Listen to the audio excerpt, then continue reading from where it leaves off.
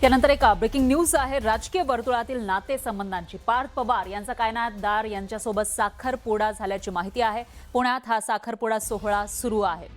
एकनाथ शिंदे साखरपुड्यासाठी पुण्यात पोहोचल्याची माहिती समोर येते। उपमुख्यमंत्री एकनाथ शिंदे सुद्धा या ठिकाणी पोहोचलेले आहेत। पवार कुटुंबामध्ये हा दुसरा एक सोहळा होताना आपल्याला पाहायला मिळतोय। खासदार पार्थ पवार यांचा कायनातदार यांच्यासोबत हा साखरपुडा होतोय। त्याचा सोहळा पुण्यामध्ये सुरू आहे आणि त्यासाठी उपमुख्यमंत्री एकनाथ शिंदे ही पोहोचल्याची माहिती आहे।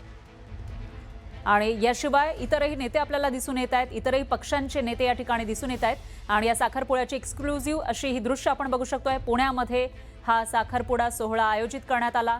खासदार पार्थ पवार यांचा साखरपुडा हा कायनातदार यांच्यासोबत होतोय, त्याची ही दृश्य आपण बघू शकतो। यावेळेला उपमुख्यमंत्री सुनेत्रा पवार आपल्याला दिसून येत आहेत आणि याशिवाय इतरही काही नेते दिसत आहेत आणि पवार कुटुंबातील इतरही सदस्य आपल्याला या ठिकाणी दिसून येत आहेत।